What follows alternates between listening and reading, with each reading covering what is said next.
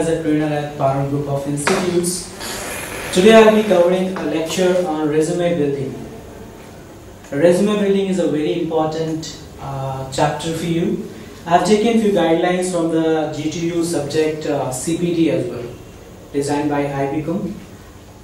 Let's talk about the importance of resume building. Resume building is a very important factor for you because we are living in such a populated country where whenever we apply for a job, it will not be possible for all the recruiters to call you for an interview. So your resume will be your first impression. It will not be an electronic or paper thing only. It carries your entire impression that what sort of candidate you are. So it is very important for ourselves to build our resume in such a way so that all the qualities what we have should get reflected on our resume. Now, before talking about our qualities what we have, we need to consider about the expectation of a recruiter as well. Whenever a recruiter is giving any advertisement for any vacancy, they think about 4 qualities, 4 aspects what a candidate should have.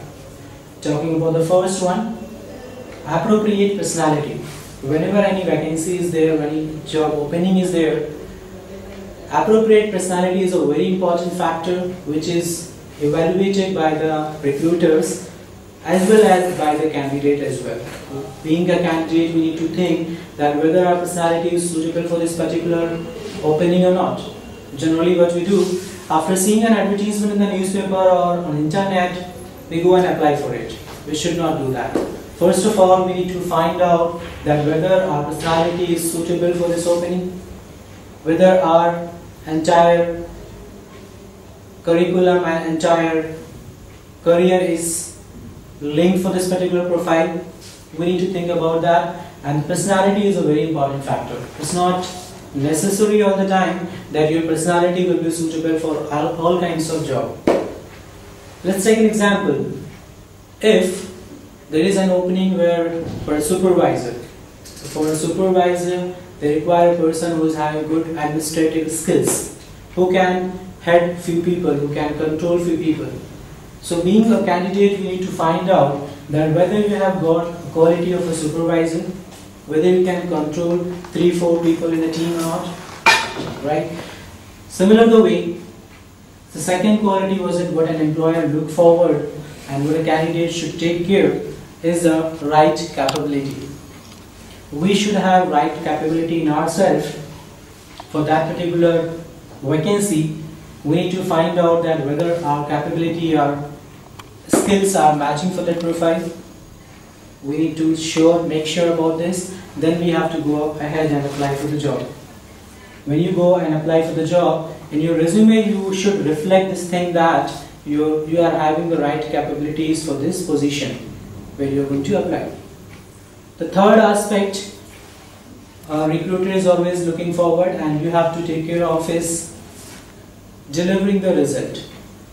Being an employee of any organization, you should have all the qualities so that you can deliver results. Until and unless you cannot deliver result, it is not worth hiring you, and that can be the mindset of a recruiter. So you need to think that whether you can deliver results in the atmosphere what you have got being an employee of any organization. You need to think about that. In last, we talked about the day-to-day job environment. The job environment of different profiles, different companies is also different. We need to think about that whether the job environment is suitable for us, and we need to find it out that if the job environment is suitable, how we can give our best there. So you'll be finding it out and you'll be expressing this thing in your resume that you are fit for this particular job environment and you can work over there. Say for example, in different companies there is night shift, right? You may not be able to work in a night shift job. It happens several times that the job environment is not suitable and we go and apply for the job, and later on we come to know that this is not a suitable job for me. So before applying, before preparing your resume, you need to make sure this thing. that you'll be able to work in that environment. Say for example, if night shift duty is there and you're not suitable for night shift, you're not feasible, how can you apply for the job? If your job role is compromising lots of field work and you're not open for field work profile, again you need to think that whether I'll be able to work in the field work. You need to finalize it and then go ahead. Now, when you are going to construct your resume, we call it a resume pack. Now, let me tell you one thing, that why we call it resume.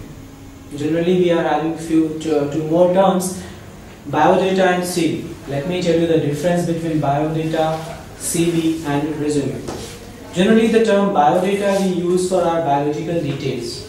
For matrimony and marriage purpose, we build our biodata, whereas we mention our biological details like height, weight, and your zodiac sign, etc. When you are going to apply for a job, it is not necessary, it is not advisable for you to use the term biodata, because your recruiter will not be interested to know your biological details.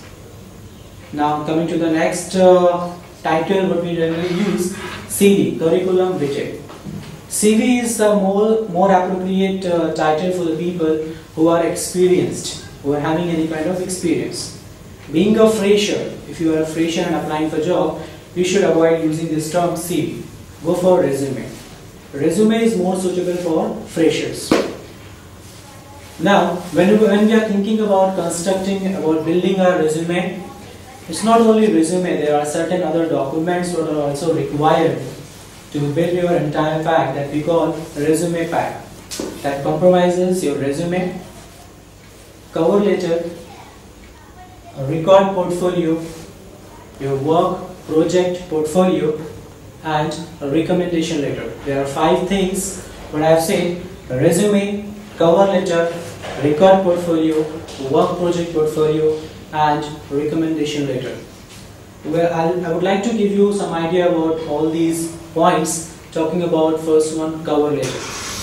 Cover letter is a type of letter where we write about our candidacy to the recruiter, that we are interested in this job, and I have seen your advertisement in this newspaper, maybe on the internet, and I am interested for this job. I have got this much knowledge about this field, I have got this much skills, and type of letter you need to construct for the recruiter by yourself. I would like to repeat it. Cover letter will be written by you to the recruiter, and you need to mention the source from where you have got the idea about the job opening. Third thing, record portfolio. Record portfolio means you have to accumulate all your documents. You have to get ready for all the certificates that you have got in your academic life, like all the mark sheets, certificates. So you need to get the Xerox of all the certificates. That is called record portfolio. Work project portfolio. Fourth point, work project portfolio. That means whatever work experiences you have, whatever project you have done in your academic life, or maybe after completion of your education, that you are supposed to mention. If you have done any kind of presentation, if you have participated in any project or presentation, that you can also mention. That is called your work project portfolio. And last, the fifth document is recommendation letter. It is always advisable for you to build your recommendation letter. Recommendation letter will be written by any of your HOD, principal, any senior faculty, or maybe if you have got any experience, your previous boss can write a recommendation letter for you. So these are 5 things what are required to build your entire resume pack. Now I would like to emphasize more on resume, because it is very important for us to be here in this situation and understand that how we can develop a good resume.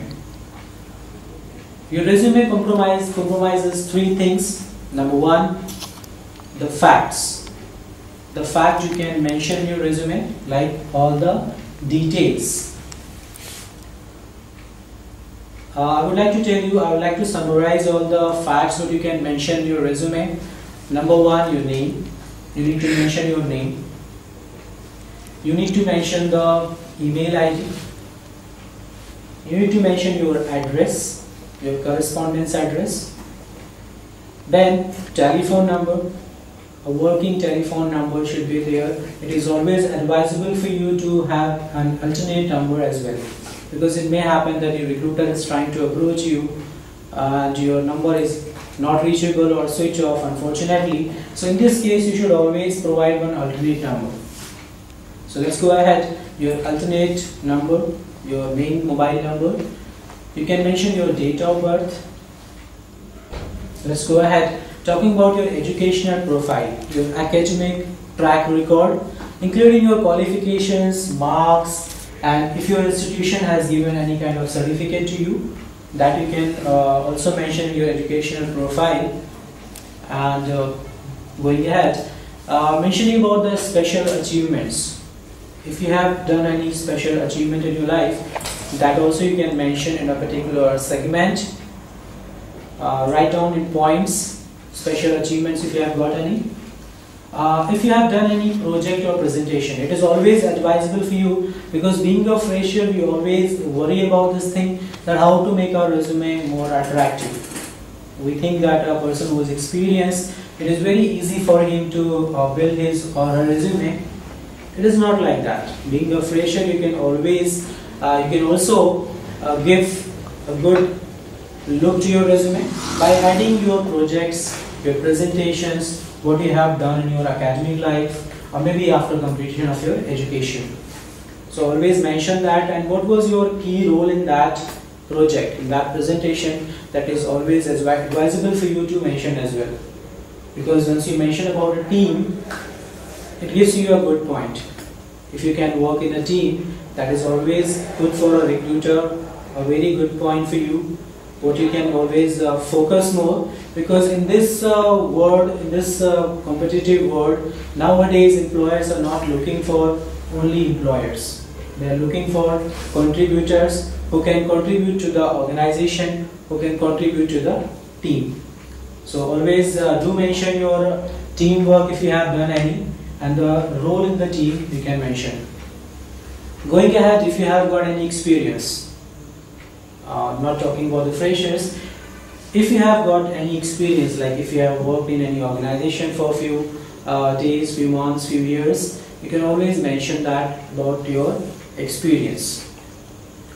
Okay, the duration what you have worked, it should be clearly written. Generally what happens, we give fudging data and it is not clear in the resume that for how long we worked. So don't do that. Always mention it clearly that when did you join that organization and when did you leave it. Now it is done with your project, presentation, experience. Now you can mention about your area of interest. What is your area of interest when you are going to opt for a job? What is your area of interest? In which area you would like to contribute? That you can mention. And in last, you can mention about your skills and hobbies. What hobbies you have got, what skills you have, that you can mention in a separate column. I would like to suggest you in the last of the resume, always write date and place and your signature. So in short, these are the 10-11 facts I should say, that should be mentioned in your resume. Now coming to the next part, while preparing your resume, is quality. Quality of a resume is a very important aspect for you. At the second level of this resume building, you need to communicate high quality of work through your resume.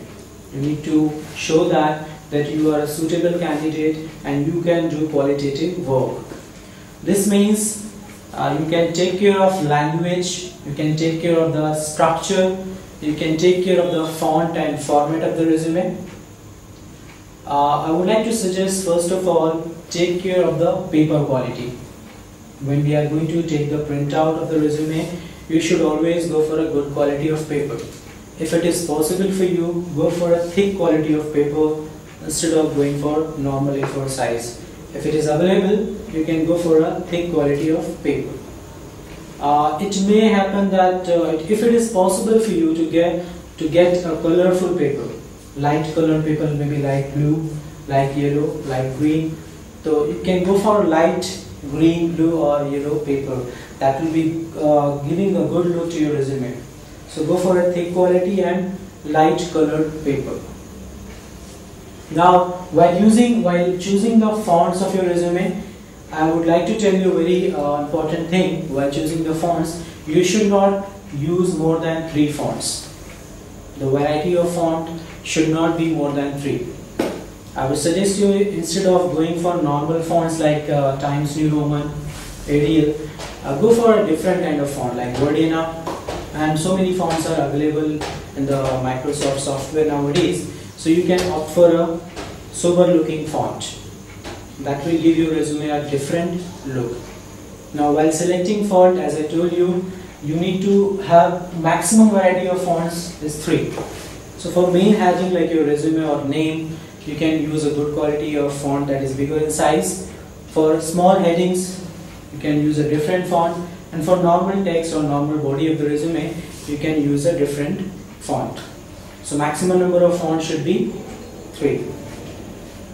Now while constructing your resume, you should always take care of professional language. Avoid using abbreviations, like in case we are writing document, we cannot write like DOC dot. Avoid doing that. Write the proper professional language that gives a good look to your resume and it creates a good impression for you as well. Now while talking about quality of the resume, you should always use a good quality of sober looking email ID. Generally youngsters, what they do, they use a casual email ID like cool girl, bindas boy, etc, etc. So avoid doing that. Always go for a sober looking email ID. If you don't have any, create one. While constructing your resume, you should always take care of one thing, that there should not be any spelling error. Before completing the resume, do a spell check and make sure that there is no spelling error in the resume. Take care of this thing. And while finalizing your resume, you need to take care of the last thing, that it should be easy to read. If your recruiter is finding it difficult to read the resume, it will not give a good impression to you. Maybe he will or she will avoid reading the entire thing. So your resume should be easy to read, and you can always use short paragraphs, short headings to find out and to reveal your points, what you can show as a contributor, as a good candidate. Some best practices or ideas I can tell you. You should always take care of the appeal of resume. Your resume should be inviting and appealing. Like you can always mention about like I'm talking about the font quality, the paper quality and everything. Your resume should be very lively and very attractive to the recruiter. And if possible, your skills and your capabilities you can show in bold. And you should always be ready to explain that particular skill as well. Now last, I would like to tell you about the contributor profile or value profile. What can give you a good quality, a good look to your resume, and can make your resume a bit different from normal resumes. As I told you, nowadays employers are looking for contributors. They are looking for people who can contribute to the organization, who can contribute to their team. So contributor profile is a very important aspect for you. In contributor profile, you need to find out your activity, and according to that activity, according to the past activity you have done, you can always associate it with your contribution. That what sort of contribution you can do, you can make for the organization. For example, I can understand it is a bit confusing for you that how to find out your activity set and how to convert this in contributor profile. I would like to give you one example. Like if you are good in mathematics, so if you are good in mathematics and if you have done post-graduation or maybe graduation in mathematics, how can you show this thing in your contributor profile? very easy. If you're good in mathematics, then you will be able to analyze and interpret data very easily. You can work comfortably with the abstract data, and you can think logically. So these three qualities, these 3-4 qualities, being good in mathematics, what you have got, you can always mention in your contributor profile. That will be helpful for you to get noticed by the recruiter and to emphasize more on that. But you should have always a good backup with you, a good example with you to support it, that what sort of activities that you have got and how you can convert this thing in contributor quality. So I have told you that 3 main factors are there. Number 1, facts. Number 2, quality. And number 3, value or contributor profile. You need to take care of these 3 things, and by following these 3 things, you can definitely build a good resume, and you can add your associated documents, as I have told you, cover letter, your educational records, that is your record portfolio, your work project portfolio, and your resume, and last, a recommendation letter. The recommendation letter will be written by some of your senior, that is your HOD, principal, maybe your senior faculty, maybe if you are experienced, some of your ex-boss or previous boss. So these 5 things are there to build your resume, entire resume pack. Make sure while applying finding for any job, you should have all these 5 components with you. Wish you all the best. Thank you.